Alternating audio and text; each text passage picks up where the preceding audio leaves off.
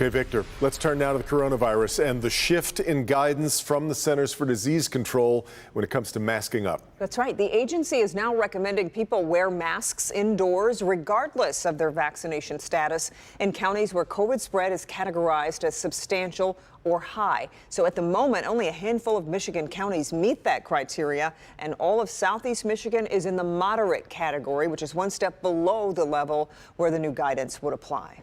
Perhaps more significant, the new guidance involving schools. The CDC now saying all K-12 students should wear masks at school this fall, even if they're fully vaccinated. And the same guidance also extends to teachers. So no doubt feels like a frustrating step back for a lot of families and educators alike. Paula Tutman has been getting reaction to that. Paula.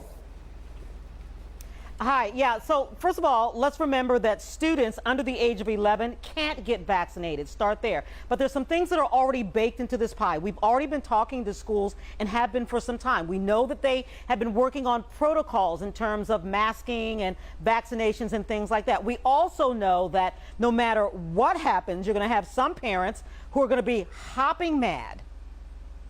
We've been surveying school districts on back-to-school protocols and have gotten a mix of answers when it comes to masking. So Clintondale, for instance, with its 1,600 students, had decided not to mandate masks for students, but said today, at this time, it does not change our decision because we are recommending masks for those students and teachers that have not been vaccinated. We're going solely based on the data in Michigan. And right now, Michigan is not a hotspot for the Delta variants. Fraser Schools, with its 4,700 students, said it will follow guidance from the Macomb County Health Department, which generally follows the CDC guidance.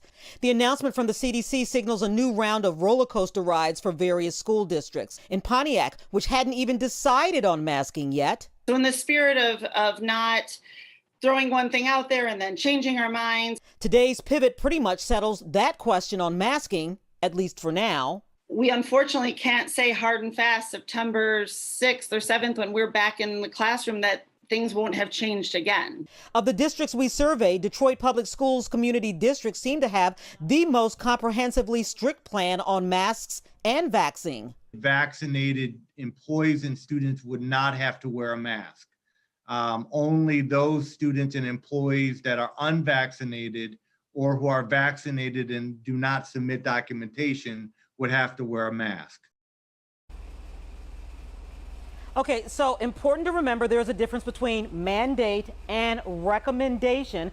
When I talked to or communicated with a DPSCD this afternoon, they said they believe they are still on the right track because, again, they're mandating masks if you're not vaccinated. And they're seeking documentation, but also if you don't document or show documentation, you also rather have to get a test. I can tell you other school districts, they're already working on their Plan Bs and their Plan Cs because Devin and Kimberly, they know they cannot return to 2020 and 2021 in terms of learning loss and learning disruptions. Exactly right. And unfortunately, it's going to remain a moving target likely here as we head toward the school year. All right, Paula. Now, here are the state's latest coronavirus numbers. Michigan reporting 1,762 new cases and 19 additional deaths. That is a 4-day total, the last 4 days, so around 440 cases per day. Total number of cases, though, in the state, though, now has topped the 900,000 mark.